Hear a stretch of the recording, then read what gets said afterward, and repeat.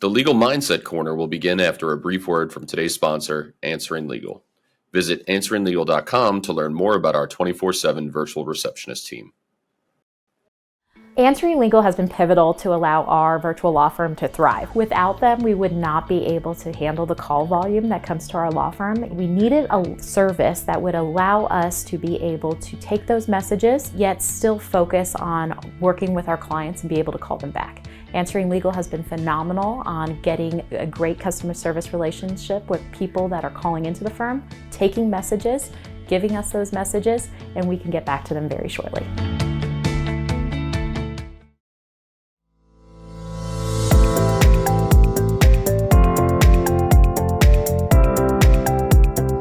Welcome back to the Legal Mindset Corner, sponsored by Answering Legal. I am Becky Howlett, along with my co-host Cynthia Sharp, and together we're devoted to exploring a range of topics that impact attorney well-being, including mental health concerns, cultivating resilience, and much more. On today's episode, we have the great pleasure to be with Dr. Traci Cipriano, and we're going to be focusing on taking a multidimensional approach to well-being. Traci is a clinical psychologist as well as a formerly practicing lawyer, and she has been addressing well-being in the legal field for nearly 20 years.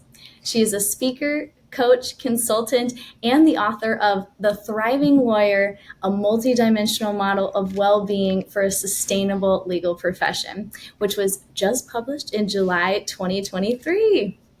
Traci is also an assistant clinical professor in the Yale School of Medicine, Department of Psychiatry, and was recently elected to fellow status in the American Psychological Association. Traci, thank you so much for joining us here today. Thank you so much for having me. It's a pleasure to be here. Well, we're real fans of yours, as you know.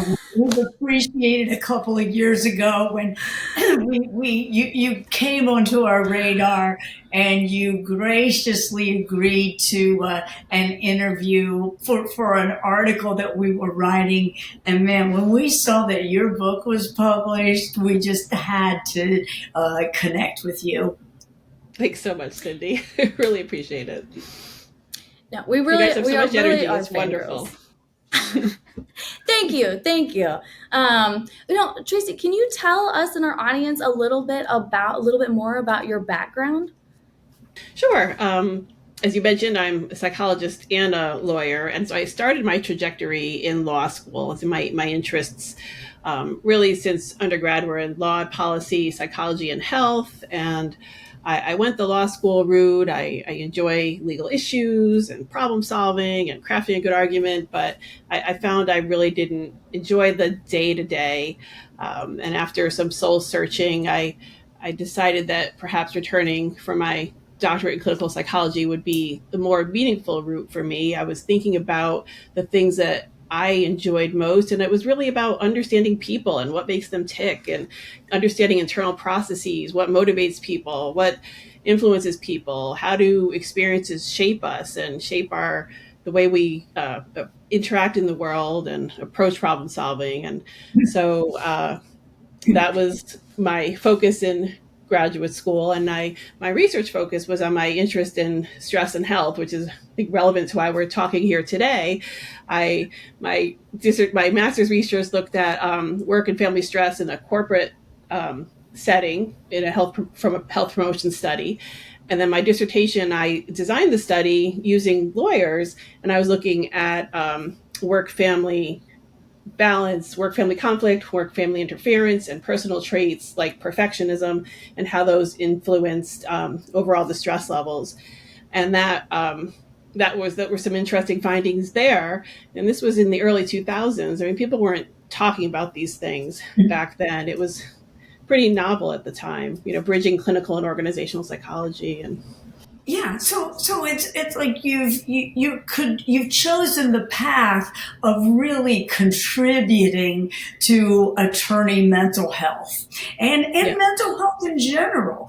And so then you take up everything you've done in school, all of the research you did, and now you could go along without having to write a book, yet you decide, I'm going to write The Thriving Lawyer. So how did that all come about?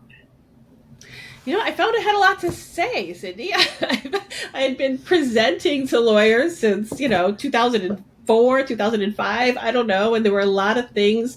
The things had evolved over time. I initially started talking about stress and managing stress and work-family conflict. But within a few years, I realized there was so much more to it than that you as an individual, us as an individual, there's only so much we can do with self-care. We need to be supported in our work environments by leadership. So I started thinking more about that and speaking and writing more about that. And then I started thinking more about the whole work environment and how much that influences us. And so my thinking really expanded, and I ended up developing the multidimensional model of well-being to reflect all of the factors that I thought influenced well-being and, lawyer stress and mental health and well-being, all of these things. And I thought that we needed a resource that was comprehensive, that went beyond self-care. We hear, do this and you'll achieve well-being. Engage in self-care and you'll achieve well-being. And those self-care is absolutely essential, but it's just one piece of the puzzle. And so I wanted all of the things that I saw as relevant in one place for people to be able, and in a user-friendly resource. So you could go to it and look at whatever chapter is relevant to you and go from there. That's amazing. It just reminds me of, obviously you're a kindred spirit. It reminds me so much of what Cindy and I are doing, because it's like, we try to focus on a foundational piece of mindfulness, but I feel like throughout our journey, we've really just seen how interconnected all of these pieces are. Like you're saying, the self-care piece, all of these. So can you tell us a little bit more about the multidimensional model of well-being that you've constructed and go over in your book? Sure. Yeah. So it looks like a honeycomb. I wish I would had a picture to show you. And it I won't pull out the book.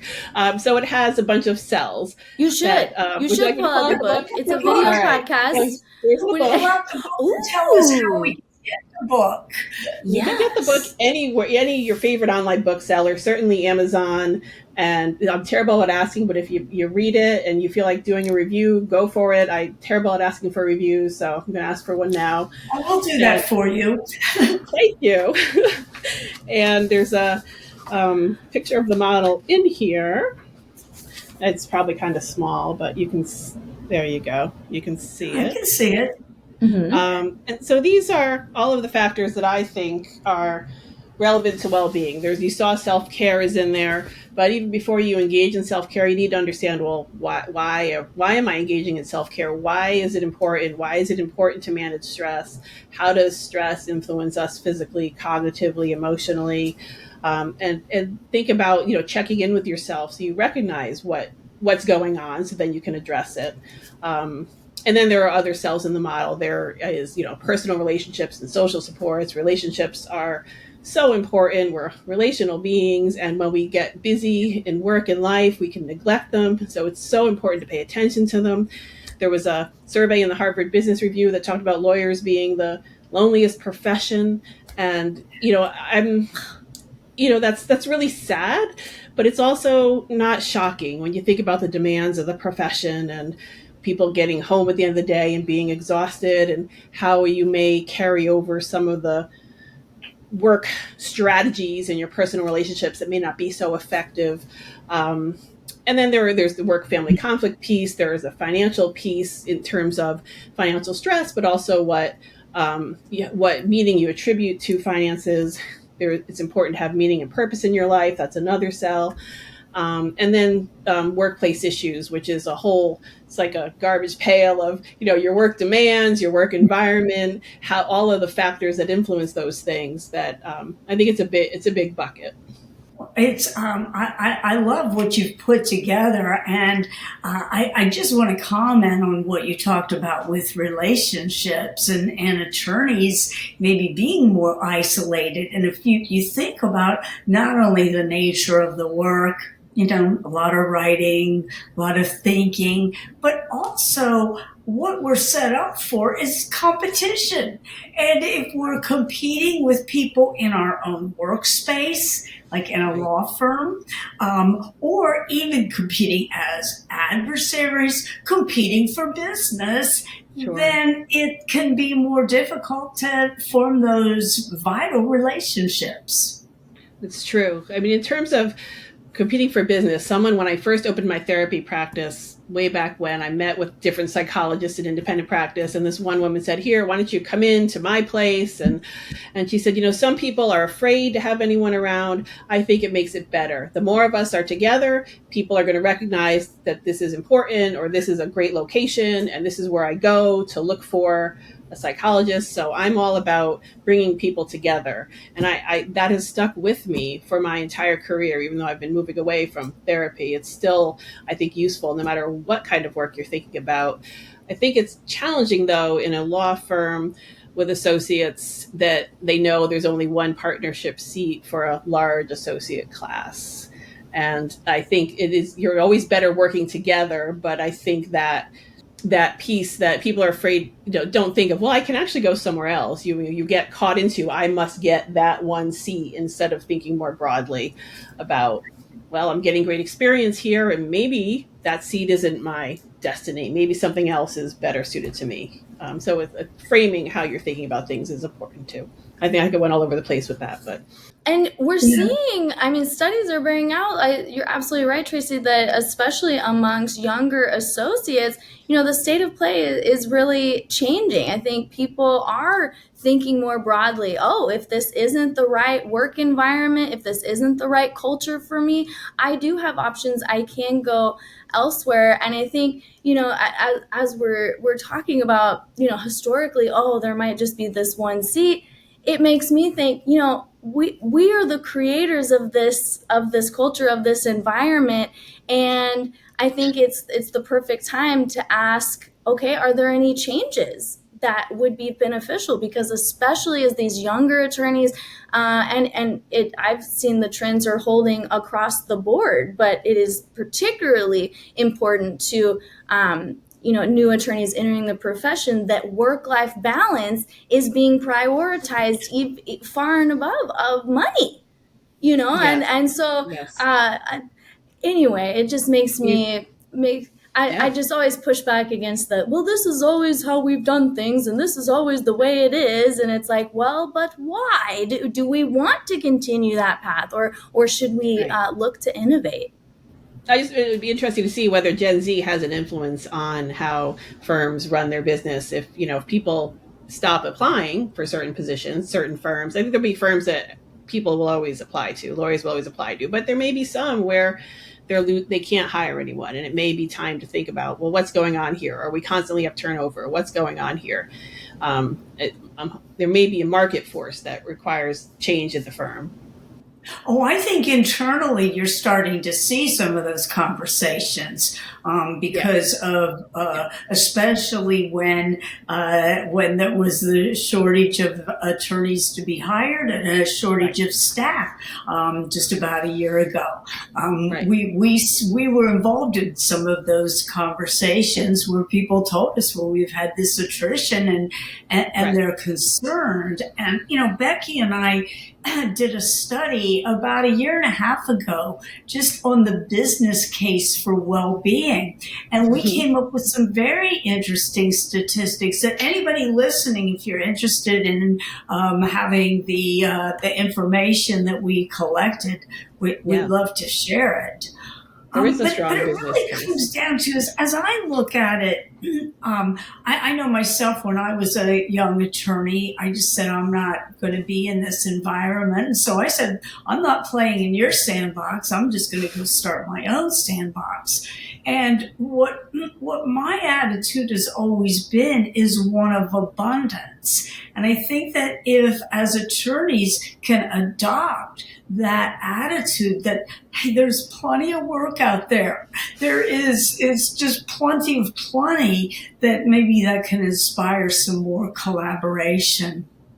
So where does burnout fit into all of this? Since our company is legalburnout.com, we're particularly interested in that topic. Right.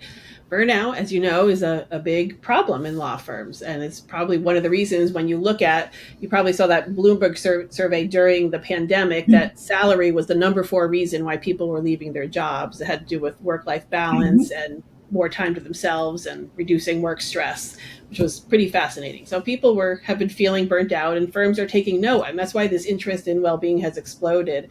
I mean, before the pandemic, it was starting to build, but since the pandemic, now everyone is interested in it. And burnout is an interesting concept. It reflects the intersection of work demands and individual needs and resources. And so it's certainly, in my model, it falls in the workplace issues area. And it also, certainly self-care has a piece to it, and work-life balance has a piece to it. And the other factors are important for addressing it. But I think about burnout as a workplace issue, actually. And it's, those work demands, and, the law is a very demanding profession in terms of your hours worked, your billable hour requirements, the expectations and the culture. And we're not going to change the profession, but I think there are, leaders can think about ways to make the experience better, that you don't necessarily have to do things the way they've always been done just because that's the way they've always been done. But change is easier said than done, right? And so people don't necessarily know how to change. Sometimes the default is, we're doing this because I don't know what else to do, and I like to be in control, and so this is what we're going to do because I don't know what else to do. But it's hard work. You need to be willing to think about what is the actual problem? What can we do about it? What am I doing to contribute to this problem if you're a leader? And am I willing to change? I mean, there are a lot of things at play, and it's hard work. And so dovetailing people like us to help out, to help answer those questions and think through those problems. And a rising tide floats all boats. So I don't think we can have enough of people like us doing this work and talking about these issues, normalizing these conversations, destigmatizing, having a mental health concern, having multiple, being burnt out, which, thank you for walking us through that. It's always fascinated me how burnout is defined, because like you say, it's considered this workplace issue. The World Health Organization defines it as an occupational phenomenon. Exactly. It's not categorized as a physical disease, but as this interesting thing that's really related to our professional lives. And as you say, we have a choice. We can change and take steps, but sometimes we don't know where to begin. So with that said, what are some steps that especially we as individuals, but also leadership within our profession can take to address burnout? Well, certainly from the individual level, you want to start with self-care. When you think about the symptoms of burnout, it's exhaustion, it's difficulty concentrating, sleep problems, low frustration tolerance, difficulty getting your work done. So you want to take care of yourself. And when we think about self-care is a huge area. I mean, there are the self-care basics of sleep and exercise and drink your water and diet and all of that, limit alcohol or eliminate it, all those things. But then there are things like, getting out in nature and experiencing awe and engaging in mindfulness activities. And it doesn't have to be meditation. I mean, meditation has taken the profession by storm, and I am a fan of it, but it's not for everyone. And certainly when someone comes in and they're like overwhelmed and their mind is racing, and I say, okay, sit quietly for 30 minutes now. Don't have any thoughts. That's not going to really go so well. So part of it is meeting people where they're at and helping people to find strategies that work for them, that do the same thing, but maybe don't take 30 minutes and are easier, more accessible to someone who wants to feel more in control. And the breathing exercises, like I said, and progressive muscle relaxation and cognitive, there are all kinds of strategies that I'm sure you know of in your workshop. So helping people find what works for them is a big piece of it.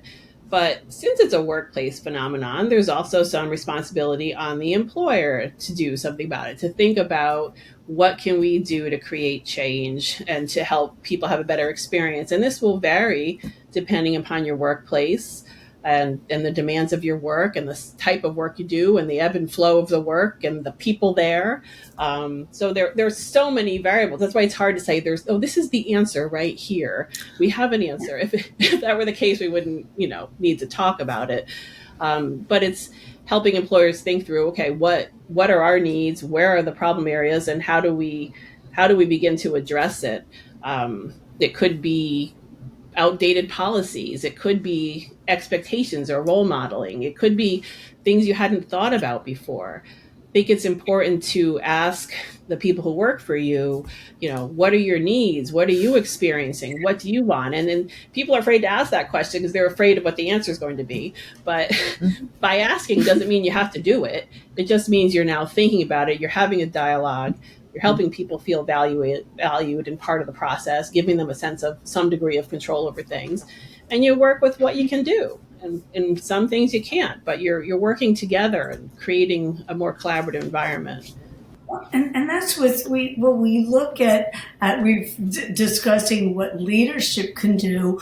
I think we can look at leadership writ large in terms of what are the policies, what programs are we bringing in, how much vacation time are we going to give. But then we also have leadership, writ small, an individual leader.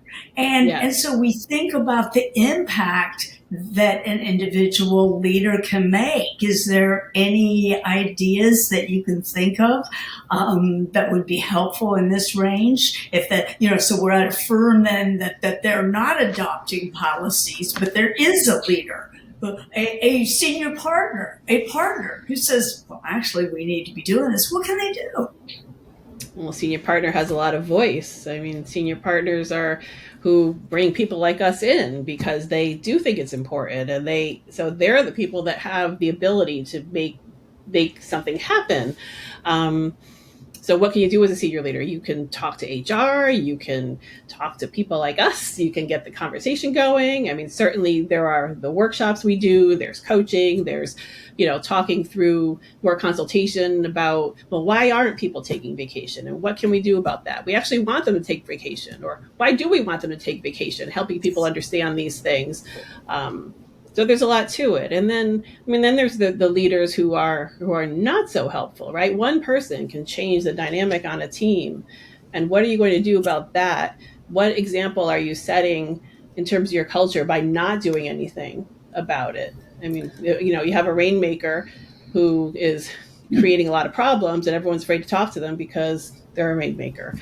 And that's creating a very negative environment. And being able to speak up about that is a hard thing, but it needs to be done.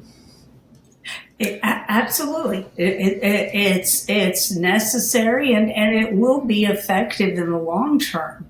As I think about individual leaders, I can also imagine that just how they choose to supervise, looking at their own supervisory skills, looking at how do they treat people. Does the leader come into work all flipped out all the time, or do they come in relaxed and respectful? Because I hear and I've experienced the horror stories of being talked down to and not being appreciated is one of the contributing factors to burnout. So even as individuals, impact can be made. Certainly. And this is making me think, we've seen, Traci, that, there are studies showing that in workplaces where, perhaps they are saying they're going to prioritize, well-being and really make that, we're going to do new things around this. We're really going to make this a priority. But then if they don't walk the walk, it can actually have an inverse impact where then it leads to resentment. from the employees and creates that culture. So I think it's really important when we're talking about, really critical to acknowledge that the culture starts at the top. And if leaders aren't going to be walking that walk, they should be very, very cognizant of the pitfalls, because as we're seeing, people are starting to say, hey, this isn't a take it or leave it. I can go elsewhere. I can go into an environment that is gonna prioritize me. And I just have to say, you're absolutely right about, different strokes for different folks. We really want people to prioritize mindfulness, because we really believe that that's a critical tool that can help inform all, like we're talking about, all these facets of well-being. When you have that awareness, right, as the starting point of, maybe I need to make a change here, that's where it really begins. And Cindy and I, that's part of our philosophy, is trying to introduce folks to different tools and techniques, because there is no one size all fits approach. And like you're saying, we really have to look at it from an individual, personalized level. And so I just had to reiterate that was so critical. And, dovetailing off of that, we're talking about the many facets of self-care, one of which I want us to get into specifically is rest. Taking time off, taking vacation. I know. All the lawyers are like, oh God, because so I think we always run into this issue, especially with legal professionals, of, we get caught up in the human doing instead of the human being. And I think especially for attorneys, we seem to really hitch a lot of our identity and self-worth on being productive. And so it's like when we step back and okay, you're just gonna be on vacation and not check your work email. It's like attorneys' heads explode. So can you please speak to the importance of rest in this conversation? Rest is so important, and they're all different types of rest. There's rest, taking that break during the day. Don't tell me if you're working 12 to 15 hours, you do not have time to take a couple of 15-minute breaks. You do. It's essential. You need to take breaks. You need to have a lunch break. You need to talk with your colleagues and, build those relationships. But then you also need vacation time, and you may need to get creative in how you do it. You may need to figure out how your workplace operates, and there may be busier times during the year, and coordinate your vacations that way, or think about different ways to get that vacation time in. But it's important, I think, I call it the 4 R's: to rest, recharge, relax, and relate. So your body needs to rest and recharge. You think of your mind and body like a battery, right? And they run out. So you need to have that recharge. You need time to engage in something interesting, exciting, challenging that isn't work. So maybe you learn a new skill, or you engage in some athletic pursuit, or you do something that gives you a sense of mastery, that makes you feel good, other than doing work. So you realize you have an identity outside of work.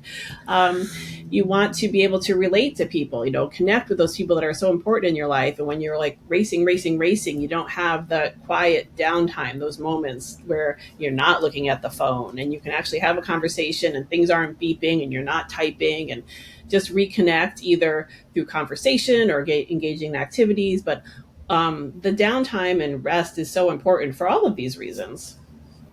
And what you just said about the phone, it really brought up in my mind about how addicted people are to having the phone. It's like, I know when I'm with my friends or my husband, the phone goes away. I put it away to the point people text me, say, I texted you 2 hours ago. I haven't heard back. And it's just not necessary. So I would recommend, Becky and I did write an article on mindful digital, having a mindful digital life. And we also have a program on that. And so I just wanted to give a shout out to that. But then you brought up how important, of course, the personal relationships and even social supports are. And I just got done watching. In fact, this morning while I was on my bike, I saw a program produced by Netflix, a documentary called Blue Zones. And blue zones are those areas of the world in which people have great longevity.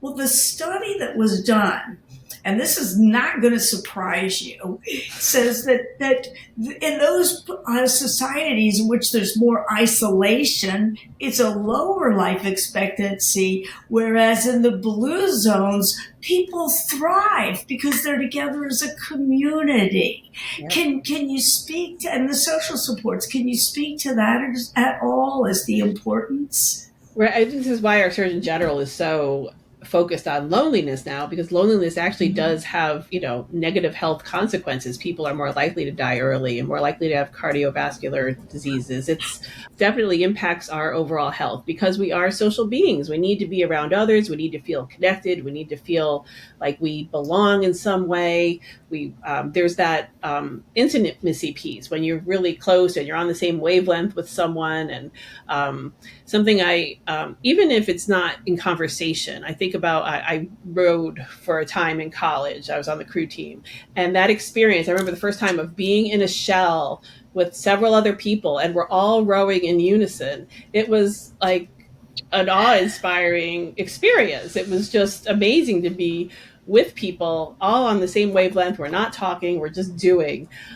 So finding experiences with people is just an important thing to do. I mean, that, you might enjoy, if you like cooking, you might have a cooking class, you go out hiking, whatever it is, but doing things with people is important. Traci, I was on the crew team in college as well. Which side did you row? Starboard. That was me too. Okay. That's great. I'm not going to lie. I don't miss the 5 a.m. Wake up call to go down to the river though. No. When I decided I wanted to go to law school, I stopped doing the 5 a.m. wake up call. Although, yeah. And, you're so right, though, because reflecting back on my own life, those moments where I felt the best, like it was the best, feel like if somebody's like, what's the best feeling you've ever had in your life? It was those moments when I was engaged in those synchronized activities with other people.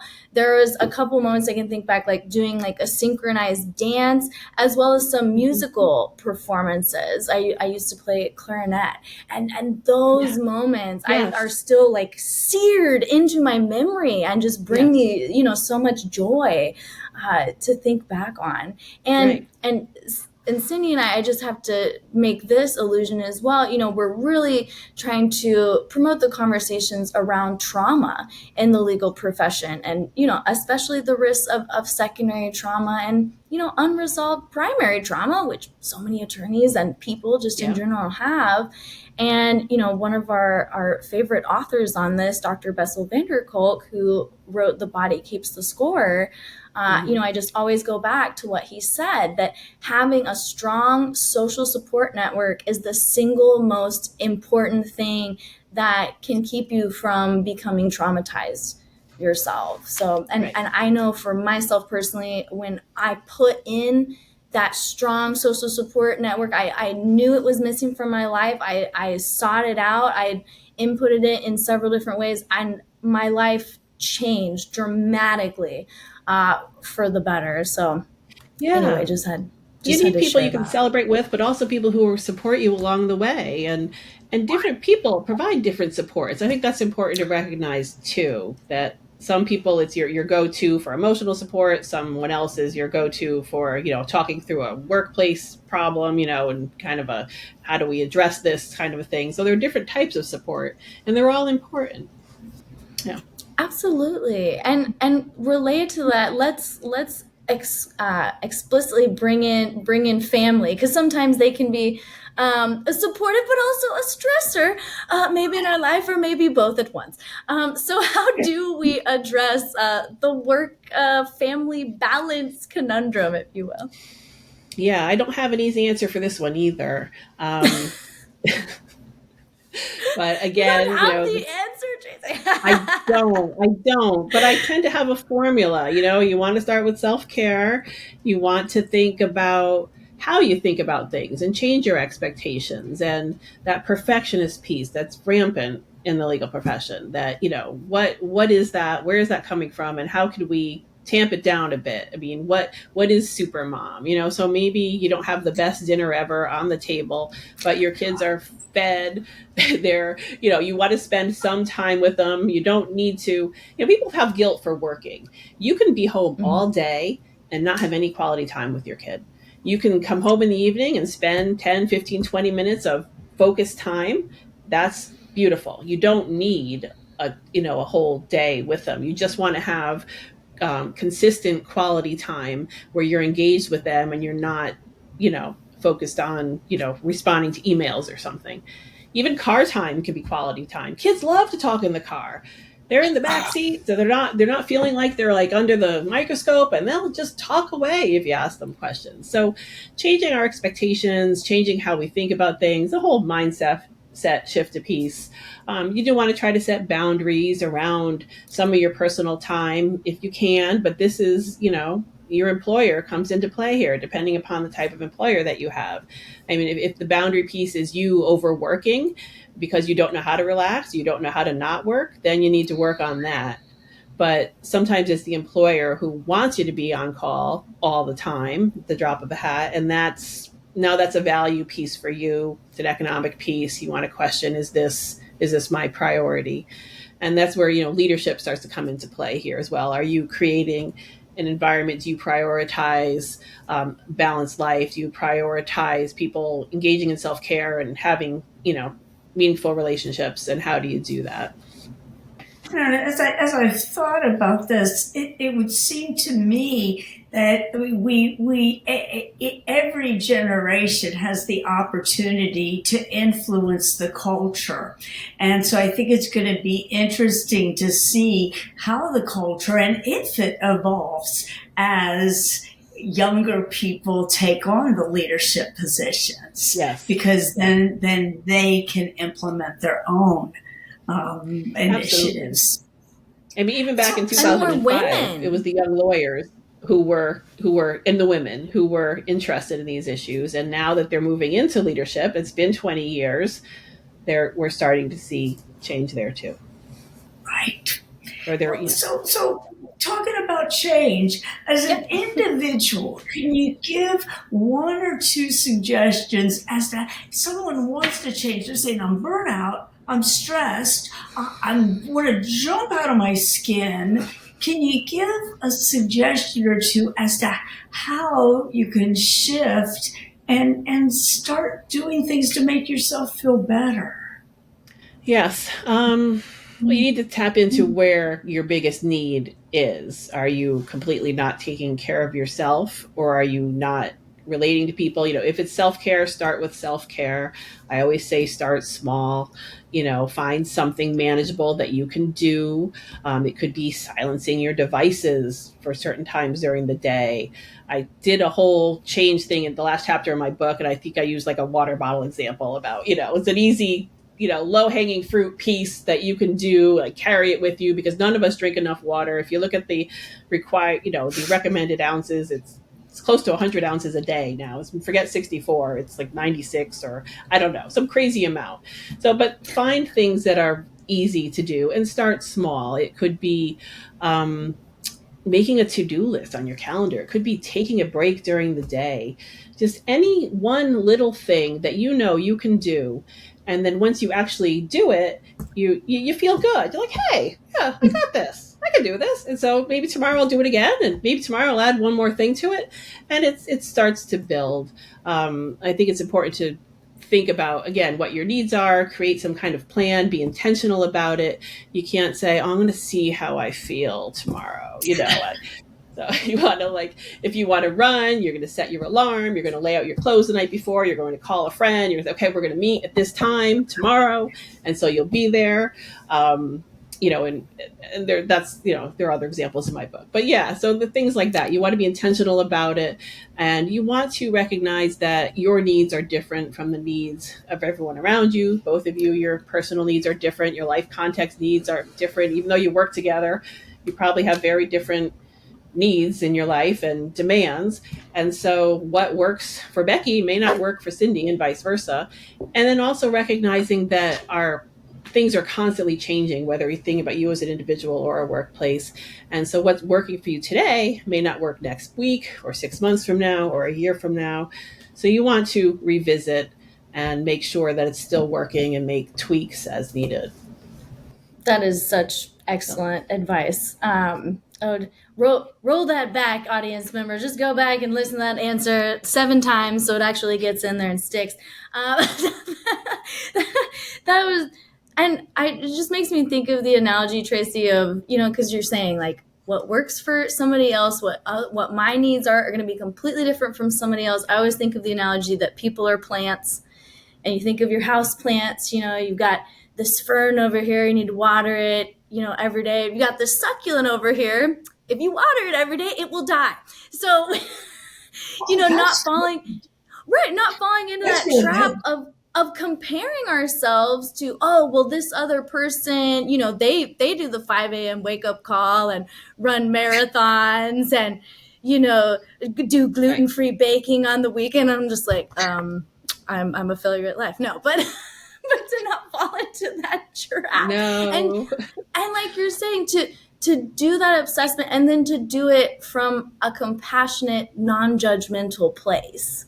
Right. And meeting ourselves where we are. And like you say, then as time goes on, checking back in with ourselves, reassessing, is this still working? And, am I thriving in all of these areas of my life? And if not, where is an area that I can bolster and further support? And with that said, Traci, you're an attorney, but also a clinical psychologist.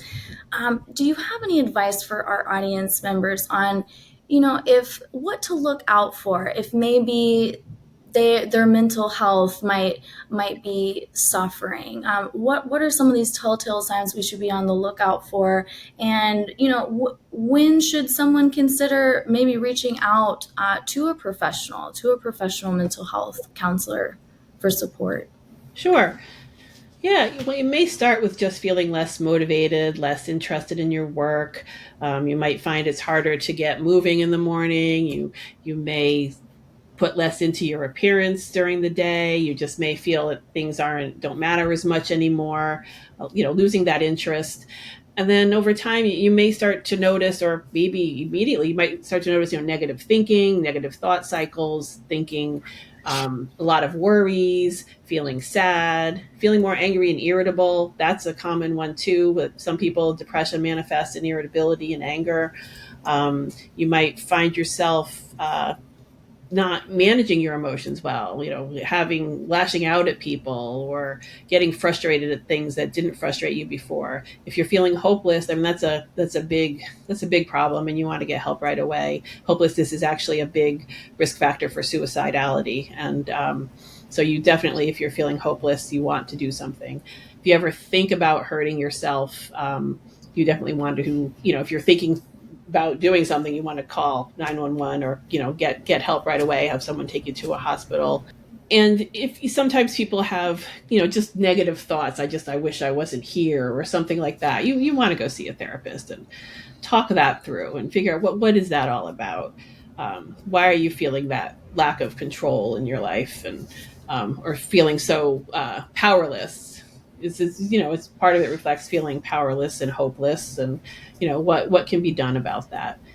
So certainly sadness, worries, irritability, increased substance use, relying more and more on substances to manage your emotions, to manage your so all of those things are reasons why you should be talking with someone, and don't wait until it's a problem. The big issue with attorneys, because of the stigma, is people are afraid to ask for help. They're afraid to go see a mental health professional. Something that people want to come in and feel like they got it all figured out. Like they want to tell me exactly what the problem is and what they need. And I'm like, well, no, that's why you're coming to see me. Don't wait till you get to that point. Just come in and throw it at me. And I can, that's why you're going to someone else for help. You don't need to have it all figured out. And therapy, the therapist isn't there to judge you. They're there to help you. It's your 1 hour of the day where it's all about you, 1 hour of the week. It's all about you. And you can, talk about whatever you want and develop a plan to help you feel better. Well, Becky and I are both huge proponents of therapy, having benefited from it immensely. And my understanding is that there could still be difficulty getting even an appointment with a therapist. I know a friend of mine's daughter is going through some issues, and he told me I was able to pull some strings and get her into a therapist. And I said, oh man, that's still going on. So if somebody is in an arena or just doesn't have access to a licensed therapist, what else could attorneys do to seek help, outside support help? Well, I mean, certainly connect with Lawyers Concerned for Lawyers in your state. And they have, I was an LCL provider for a time, and they have, a network of providers who agree to get you in within, a week or two. So as a lawyer, you have that benefit. And that's, and then once I don't know if each state has varying numbers of appointments, but you can work with the therapist to continue if you need to or want to. I mean, you can go to your EAP, you can look at the back, your insurance online. And when I started, you looked at your insurance card. Now you can just go online and, find providers in your insurance plan online. You can go to sites like Psychology Today. There are, some people, I think if in your spiritual community, you can turn to people, but I would hope that you could find a provider, ask your primary care doctor, ask anyone if you look at health centers, here's something. So clinical programs, psychology programs, counseling programs, any kind of LMFT program, their students need to get trained, right? So they have clinics, and they'll have low-cost clinics. If you're willing to see a trainee who's highly supervised, you or your child might be able to get in sooner if you look at something like that. Yeah, the main thing I heard, Traci, was don't suffer in silence. There is help available. Yeah. And if somebody is, no matter where they are, even if they're feeling like a little inkling of, I feel a little off, all the way on down the continuum to, I may try to take my own life. Anywhere on that continuum, we just want to convey the message that it's okay to not be okay.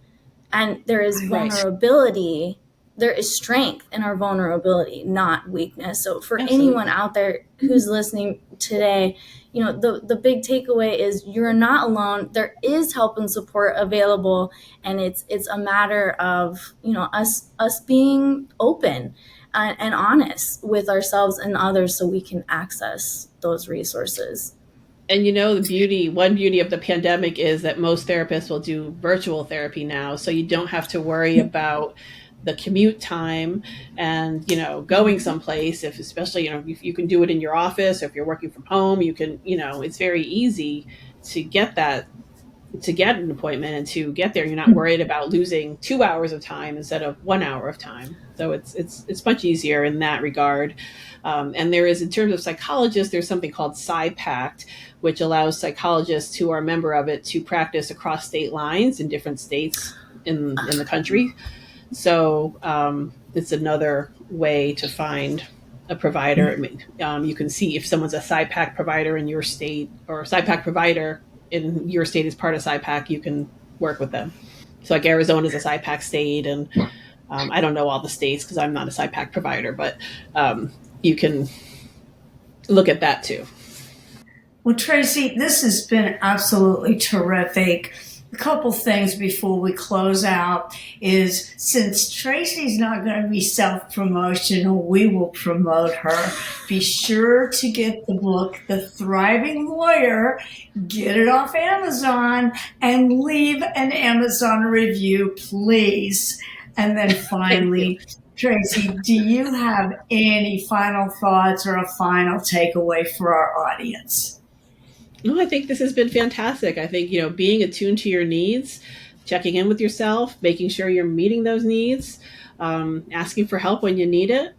And if you're a leader, think about what you're doing to promote well-being in a healthy work environment. Well, again, thank you so much, Traci, for being with us today. This was wonderful, and we could talk to you for a very long time, but we'll cut it at that. And thank you again for joining us. This was just such a pleasure. And for our audience, if you hadn't had a chance, thank you. Thank you again. Great speaking with both of you. Well, and you said we had a lot of energy. You give us energy. So thank you for just a fabulous conversation. And admittedly, sometimes it's hard to go back and listen to our own voices, but this is one I absolutely will, because I just felt like there were so many nuggets of delicious information in this episode. So thank you again. If you haven't had a chance to explore the services offered by Answering Legal, now is the time. And while you're at it, please do check out our website at legalburnout.com. Again, this is Becky Howlett and my co-host Cynthia Sharp. And until next time, just breathe. Just breathe.